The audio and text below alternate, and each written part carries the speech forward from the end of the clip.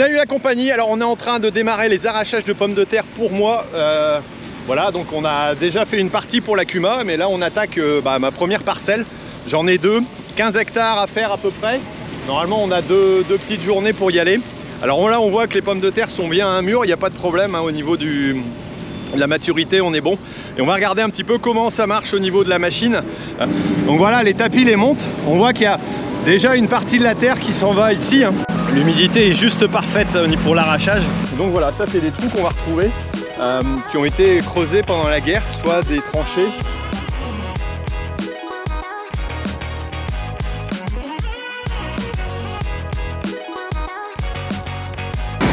Et ben ça coule. Là le but du jeu c'est d'enlever la terre.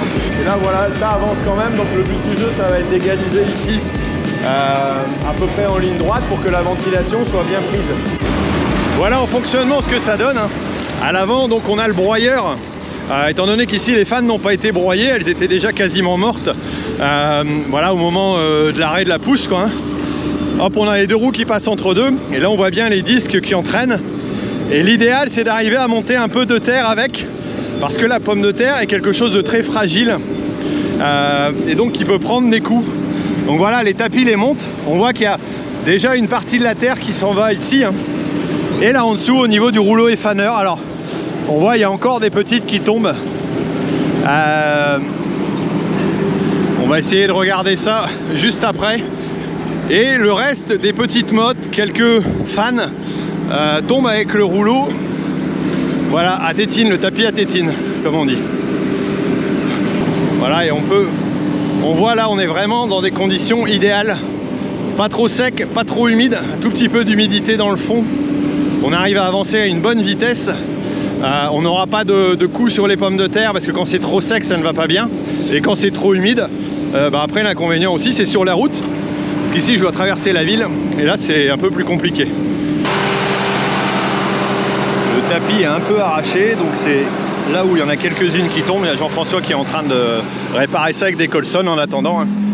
On voit qu'il y a dû avoir un accrochage quelque part. Ah Thierry, la forme? Ah oui. Toujours le sourire, c'est sympa. Voilà, donc eux ils ont démarré à arracher ici ce matin à 8 h pendant que nous on a été chercher le reste du matériel. On va regarder un peu la profondeur de travail aussi.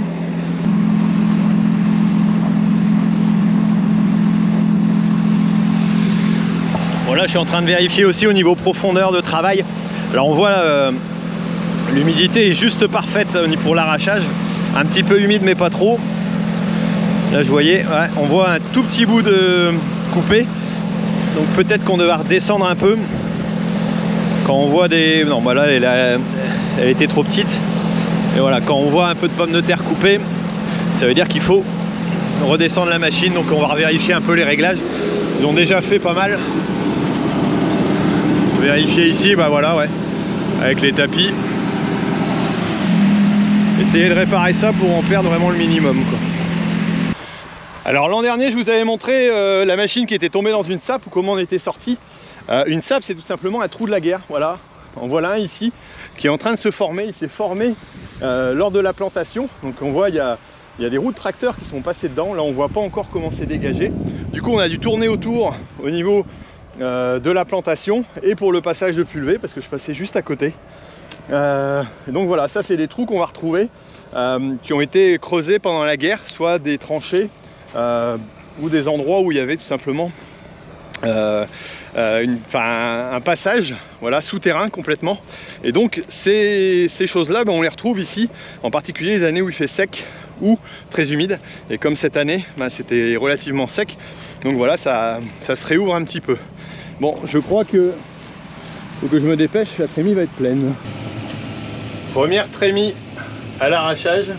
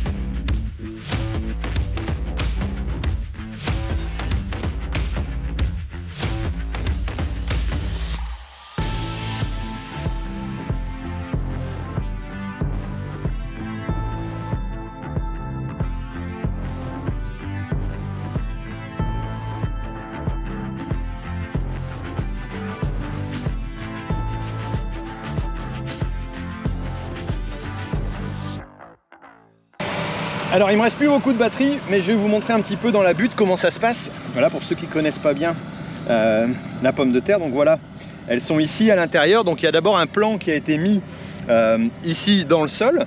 Et ensuite on a tout simplement plusieurs tubercules qui poussent.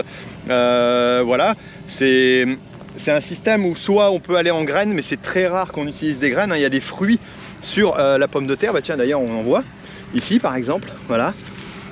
Il faut savoir que c'est la même espèce que la tomate, voilà, sauf que c'est tout simplement pas les mêmes, enfin c'est de la même famille plutôt, pas de la même espèce je pense, et voilà, et donc ça c'est des fruits qui peuvent ressembler un petit peu à ça, mais là la pomme de terre elle travaille dans son tubercule, donc c'est ça qu'on va ramasser pour vous donner à manger, ça qui va faire la frite voilà, de chez nous par exemple, ou la chips, mais aussi si on en a des plus petites on peut les replanter l'année prochaine, c'est comme ça que ça fonctionne, et elle va refaire des tubercules. Voilà, et là on voit elles sont bien implantées au niveau du sol, donc elles vont pousser. Normalement un pied peut redonner entre 6 et 12 tubercules, peut-être un peu plus parfois. Bien sûr plus il y en a pour nous mieux c'est, parce que le rendement va être meilleur. Voilà, et si on les met en butte comme ça, c'est tout simplement pour pouvoir bien les arracher plus facilement, et entre deux avoir une forme d'aération, comme ça la butte se maintient un petit peu plus sèche. C'est pour ça qu'on est en butte en pomme de terre. Il n'y a pas beaucoup de cultures qu'on utilise comme ça, parfois en planche pour des carottes par exemple. C'est pour faciliter l'arrachage et l'implantation. Donc voilà, c'est pour ça qu'on a ce système de butte qui est réalisé, voilà, tout simplement pour faire des pommes de terre. Celles-ci, ce sont des variétés Fontane. C'est une cousine de la Binge, pour ceux qui connaissent bien cette variété-là. Et elle est destinée plutôt à l'industrie, c'est-à-dire pour faire des frites, comme je le disais. Voilà, donc elle va partir ensuite en industrie pour être fabriquée en frites. Après, ça peut être utilisé pour d'autres choses, hein, mais voilà, c'est principalement cette variété-là qui va permettre de faire ça. Bon, t'es gentil Thierry, t'es film, mais pendant ce temps-là, la trémie elle est pleine. Bon, c'est plutôt bon signe, c'est qu'il y a un petit peu de rendement. De temps en temps, faut se dépêcher. Voilà. Allez, on va se mettre en ligne. Et puis ça va aller. On se calme. Tout va bien. Allez, c'est parti. Allez, la remorque est pleine, je vais pouvoir quitter le champ et puis repartir pour aller déterrer.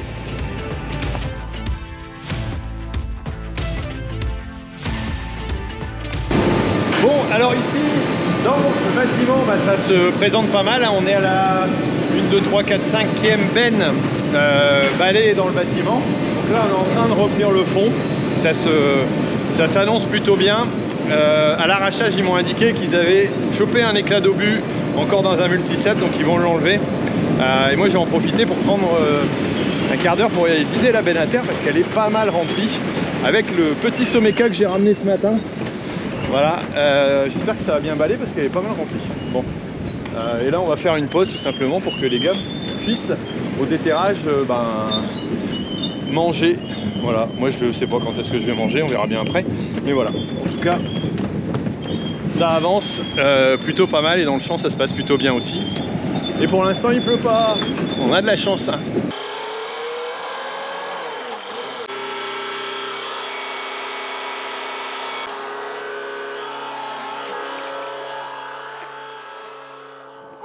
Allez, la benne est en place et là je vais reprendre avec Marcel tout simplement pour déterrer un petit peu, pour dire d'avancer, tant que Gaëtan il puisse manger aussi.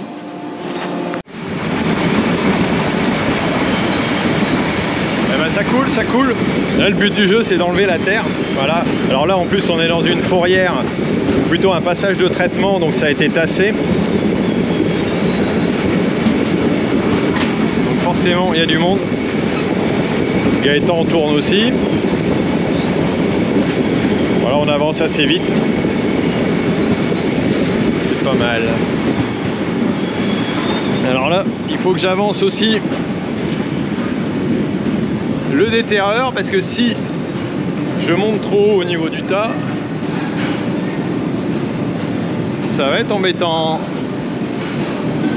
Et là j'utilise ma petite télécommande, plutôt pratique comme engin, pour allonger, envoyer à gauche, à droite, faire monter. Alors faut pas suivre les flèches, hein. Les flèches elles sont pas bonnes sur la télécommande. Et je peux même l'arrêter et le mettre en route de là-bas. Et ici, je vais ralentir un peu la vitesse. Non, pas accélérer, ralentir. Tout simplement pour bien charger le tapis, pour pas qu'il y ait trop de coups non plus ici en tombant. Et ben ce qui était annoncé arrive, il pleut un petit peu. Bon, pour l'instant c'est pas la cata. Alors pourquoi on n'aime pas qu'il pleuve? Ben, tout simplement parce que si ça mouille trop, les pommes de terre conservent moins, ou on va devoir sécher un peu plus fort. Voilà, donc s'il pleuvine un tout petit peu, comme ça annoncé, 1 ou 2 mm pendant qu'on arrache, ça peut aller. Mais si ça commence à tomber à saut, ça va être embêtant, on va devoir arrêter. Donc ça, c'est pas le top, c'est pas prévu forcément dans le programme d'organisation, parce que le programme est serré. Derrière, il y a encore un autre adhérent qui va tourner. Mais voilà, bon, pour l'instant, on va voir. Il n'y a rien de méchant, c'est tout juste un petit peu mouillé au sol. Mais si jamais ça se mettait à tomber de rue, là, ça serait embêtant. Parce que ça va mouiller la pomme de terre. Et si elle est complètement humide tout autour, elle peut ne pas conserver. Donc c'est forcément de la ventilation. Et après, le problème aussi, c'est sur les routes, où on va salir les routes et risquer un accident. Après le casse-croûte du midi qui a été assez rapide, ben, je vais faire mon yaourt. Bon, il est 16h30, mais bon. Voilà, comme ça j'aurais fait mon petit repas complet. Même si c'est un casse-croûte et c'est un peu sous le pouce, ça fait du bien. Bon, il fait un peu sombre ici, mais là, on voit tout le côté gauche a été bien rempli.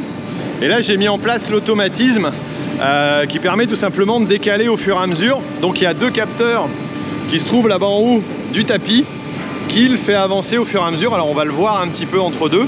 Et je règle ici, donc tout simplement ici, mon avancée, et je mets une barre d'arrêt qui fait qu'à un moment donné, si la cellule ici est coupée, bah voilà, c'est ce qui est arrivé, et ben il repart de l'autre côté. Donc là, à mon avis, il va faire un aller-retour parce qu'il y a du monde sur la route, et il va revenir ici au même endroit pour continuer à remplir. Donc voilà l'automatisme. Au moins ça permet de faire un tas bien réalisé et sans avoir son nez dessus tout le temps, parce que sinon bah, on ferait des bosses, des creux, des bosses, des creux. Ou alors il faut être tout le temps dessus. Voilà, là il va arriver en bout, on va le voir. Hop, à mon avis avec la cellule, ça va être le même système. Une fois que le bras est en face, ça va éviter d'aller taper dans le mur, dans le plafond, hein, tant qu'à faire, c'est pas plus mal. Voilà, là il arrive devant, hop, ça coupe la cellule et il repart de l'autre côté. Et de l'autre côté, il va s'arrêter là où il doit. Et après, je le bouge, je le décale au fur et à mesure. Voilà, là il juge que pour l'instant, il n'y en a pas assez, mais il va redémarrer assez vite. Après, c'est une question de réglage de cellules, hein, c'est pas hyper compliqué. Mais voilà, et ça continue à passer des jolies pommes de terre. Ah bah oui, ici il fait un petit peu noir. La dernière fois on m'avait posé la question de savoir comment on faisait pour reboucher un trou de sap. Et bah tout simplement on amène une benne de terre comme ici. Ici on va venir la égaliser et puis ça va venir reboucher le trou, et selon la taille, voilà, on va pouvoir reboucher. Allez, moi je repars, j'ai été vider la benne en attendant, ils sont partis dans l'autre champ. Eh les gars, un petit conseil, surtout n'essayez pas d'arrêter une machine avec votre doigt, parce que tout ce qui peut vous arriver c'est de vous le faire écraser. Voilà, j'ai eu une belle suée, tout simplement parce que j'ai voulu régler le système de nettoyage et j'ai placé mon doigt au mauvais endroit pour pouvoir essayer de faire aller un capteur. Et je me suis fait écraser. Bon, heureusement Alexandre n'était pas loin. Le temps que je lui indique la commande utilisée, voilà, mais bon, je suis passé à côté chez Marie-Hélène, d'ailleurs merci, pour tout simplement regarder. Bon, il est un peu écrasé, il a éclaté sur le bout, donc c'est ouvert, mais au moins ça sort. Là ça va quand même un petit peu mieux, mais je pense que j'ai été pâle pendant un petit moment. Alors surtout les gars, faites attention à vous quand vous utilisez des machines, et pensez pas qu'elles vont s'arrêter pour vous, parce que non, voilà. Et là entre guillemets c'est rien, mais si ce n'est que ça lance pas mal. Mais voilà, bon, en tout cas nous on avance. Là on fait la dernière remorque, du coup j'ai dit écoute, on va arrêter. Bon, il est déjà 20h30 quand même. Ils ont continué à avancer, et là ici on vient de déplacer le déterreur. Voilà, on a ravancé un petit peu pour pouvoir continuer de faire le couplet ici, et ça avance pas mal, ça se remplit quand même tout doucement. On voit ce qu'on fait et ce qu'il y a dans la machine. Bon, on se retrouve demain pour la suite Salut, alors on est toujours dans le même bâtiment, mais on est le lendemain, même s'il fait noir encore. Ce matin on a pris une petite goutte d'eau. Voilà. Oups, attention parce que là ça glisse un peu au sol du coup. C'est un peu humide. Mais on annonce pas trop de flotte, donc ça devrait aller. On est en train de faire la deuxième remorque. La première a été un peu plus longue, on était sur les ouvertures du champ. Donc voilà, et là, clairement ça avance bien. Je vous reparlais tout à l'heure, je vous expliquais un petit peu ce qui s'est passé là avec mon doigt. Je vous ai pas repris hier soir pour vous expliquer exactement. Mais je me le suis fait coincer, donc voilà, ça a piqué. Et cette nuit, la nuit a été un peu courte, parce que ça a lancé un peu, mais ça va, rien de grave a priori. Je vous expliquerai ça après comment c'est arrivé et pourquoi il faut faire attention. Bon, la benne à terre est bien vite remplie, je vais la reculer un peu. Alors ici je suis revenu au déterrage pour démarcher parce que c'est un peu la folie complètement. Ils sont en train d'arracher et il y a un peu plus de rendement que de l'autre côté. Il y a beaucoup de terre aussi. Bon, c'est les ouvertures, tout ça, donc faut leur remettre en route. Allez, un petit tour dans les champs histoire de venir voir un peu comment ça se passe dans la parcelle. Ça a l'air d'aller plutôt bien. Là on a pris la première trémie. On avance tranquillement, en douceur. On va aller voir combien il en reste à peu près, combien il reste de remorques. Mais bon.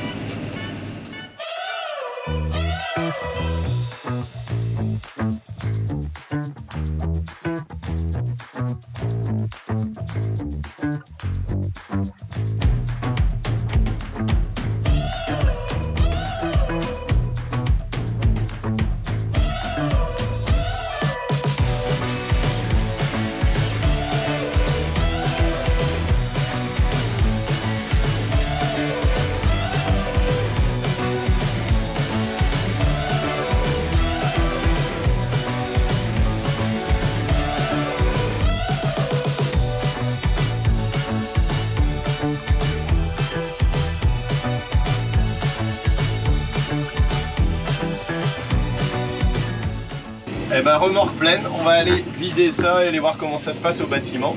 Le soleil est revenu, plutôt cool, hein. Voilà, donc et il reste au total il restait 40 et 30 routes, donc de quoi te faire encore quelques bennes. Mais bon, avec des bonnes conditions comme ça, on va pas se plaindre, hein. Bon, on vient de déplacer le matériel ici devant. Et là ça avance pas mal, il reste plus que 2 remorques et demie et à peine 2 heures. Peut-être que je mange moi aussi, tiens, non j'y pense. Et là voilà, le tas avance quand même, donc le but du jeu ça va être d'égaliser ici à peu près en ligne droite pour que la ventilation soit bien prise. Donc voilà, ça c'est l'idéal. Et allez, on va manger son petit casse-croûte. Et aujourd'hui c'est repas chaud, ramené par ma petite chérie. Impeccable. Allez, bon app à vous. Eh ben ça avance, ça avance. En plus on a du renfort. L'équipe à poireaux est arrivée. Ouais, ah bah ouais, ils ont fini leur poireaux, donc mais c'est la fin. Encore une remorque après celle-ci. La machine va repartir ailleurs pour redémarrer, étant donné que voilà, il est tôt. Je pensais pas, voilà, on en a encore pour aller une petite heure d'éterrage et de nettoyage. On ramène le matériel ensuite derrière. Allez, je vais aller vider moi la benne à terre entre deux parce que sinon ça va être un peu trop chargé, je crois. Déjà là c'est pas mal. Alors comme d'habitude on a des glaneurs. Ah ouais, la tradition est de ramasser les pommes de terre qui restent traînées un peu. Voilà, au moins c'est pas perdu non plus. Et là vous assistez en direct, non pas en direct, en différé, mais à la fin du champ et à la fin de mes arrachages de pommes de terre pour l'année. Les collègues n'ont pas terminé, donc voilà, on va continuer pour eux au niveau de la CUMA. Et pour moi, c'est la dernière trémie qui se ramène. Donc voilà.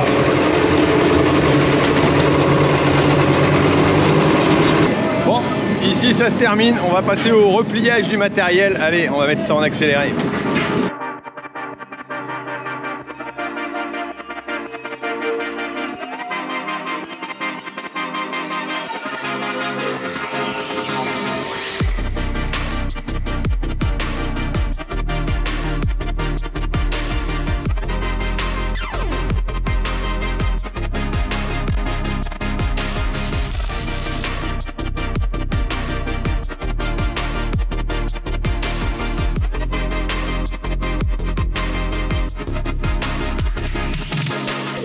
Enclenchement de l'ordinateur de bord pour pouvoir faire fonctionner toute cette ventilation. Ça c'est bon. Et puis les portes sont fermées, les grilles ont été ouvertes, tout est prêt à partir. Hop, voilà, les pommes de terre sont au frais. Et là je ventile parce que quand elles rentrent comme ça, elles sont encore un peu humides. Et au départ, il faut tout simplement enlever cette humidité pour la faire évacuer. Donc voilà, les trappes sont ouvertes ici en haut. Voilà, on le voit là. Ça permet d'évacuer le trop plein d'humidité. Alors elles sont pas trop humides, mais il y en a un petit peu quand même qui sont rentrées avec un petit peu d'humidité, et il faut qu'elles se sèchent un petit peu. On perd pas mal d'eau dans des pommes de terre qui sont stockées comme ça peut aller jusqu'à, je pense, 5 à 10%. Enfin, il y en a qui ont peut-être les chiffres exacts, vous les mettez, mais ça peut être important. Et voilà, donc la ventilation vient de l'extérieur, ça va les aérer un peu, ça va les ventiler, et puis après on va descendre la température au fur et à mesure. Voilà, réguler ça. Et puis on verra aussi au niveau de la vitesse de germination, parce que cette année ça risque d'être quand même assez compliqué en germination, étant donné qu'elles sont très matures, comme elles ont eu des stress avec la chaleur, et elles vont partir en germe assez rapidement. Donc ça, il va falloir le surveiller, parce qu'on n'a plus de CIPC, on n'a plus de produits anti-germinatifs de stockage, donc c'est que en curatif. Donc là il va falloir surveiller très près ce truc là. C'est ce que je fais d'habitude, mais voilà, c'est important. Bon, écoutez, mettez-moi un petit message si vous avez apprécié. Voilà, en tout cas merci pour le petit soutien par rapport à mon petit souci. Ouais, je vous ai pas expliqué ce qui était arrivé en réalité.